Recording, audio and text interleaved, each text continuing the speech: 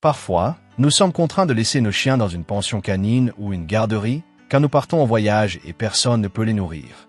À notre retour, ils rentrent à la maison avec une toux forte et rauque, ce qui signifie qu'ils ont contracté une maladie appelée toux de chenil. Cette maladie est principalement causée, dans 78% des cas, par une bactérie nommée Bordetella bronchiseptica, une bactérie à gram négatif, en forme de petits bâtonnets de 0,5 micromètres de large sur 2 micromètres de long. En deuxième lieu, dans environ 23% des cas, elle est causée par un virus appelé parainfluenza, dont le matériel génétique est de l'ARN et la taille de 250 nanomètres, appartenant à la famille des paramyxovirus. En dehors de l'agent causal, le mode de transmission est le même, par des éternuements ou des toux, où sont expulsées de minuscules gouttelettes microscopiques qui voyagent dans l'air et pénètrent dans les muqueuses lors de la respiration. Elle est donc très courante dans les environnements confinés où les chiens sont gardés, ce qui favorise la contagion lorsqu'un chien malade arrive dans ces installations. De plus, les changements brutaux de température où l'air froid paralyse les cils des muqueuses, chargés d'empêcher les micro-organismes de s'installer à leur surface, permettant ainsi leur implantation. La période d'incubation est de 5 à 7 jours. Les symptômes sont liés aux voies respiratoires, surtout les supérieures, impliquant les structures du nez et du larynx. On observe, ou plutôt on entend, une toux sèche et forte, comme si le chien avait des poils coincés dans la gorge. Ils peuvent vomir en raison de l'irritation et de l'inflammation du larynx, surtout après des épisodes de toux répétés.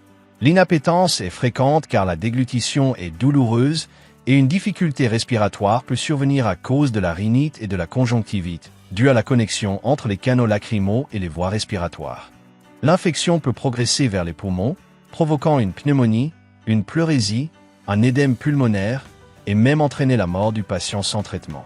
Bordetella est souvent retrouvée dans la maladie de Carré ou distempé comme bactérie secondaire profitant de l'infection virale, mais l'inverse ne se produit pas. Le paramyxovirus n'est pas présent lorsque la bactérie est la cause principale. D'autres bactéries comme les streptocoques, les pasteurella, les pseudomonas et divers coliformes peuvent alors être impliquées.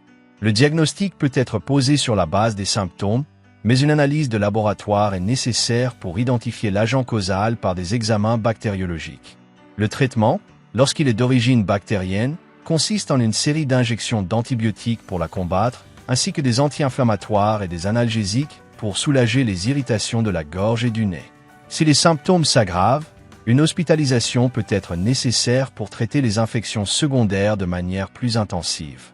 Pour la prévenir, il faut protéger les chiens du froid ou des vents forts, éviter de les mettre en contact avec des chiens malades, principale voie de contagion, et administrer 2 vaccins de prévention qui ne sont pas efficaces à 100%, l'un contre la bordetellose et l'autre contre la parainfluenza. Lorsqu'ils sont administrés ensemble, la réponse immunitaire est renforcée, contrairement à une administration séparée de plusieurs mois. Cependant, différentes souches pathogènes peuvent encore être contractées malgré la vaccination.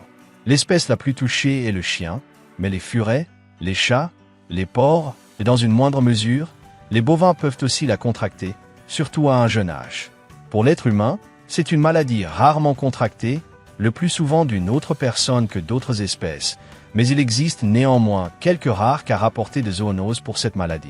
Une maladie qui provoque une toux donnant l'impression que le chien va se retourner comme une chaussette, fréquente lorsque de nombreux canidés sont rassemblés au même endroit. Voilà la toux de chenil. J'espère que la vidéo vous a plu. Si c'est le cas, n'hésitez pas à mettre un j'aime et à la partager pour faire connaître cette chaîne à plus de monde. Je vous laisse mes réseaux sociaux pour rester en contact, et c'est également par ce biais que je ferai les annonces pertinentes concernant la chaîne.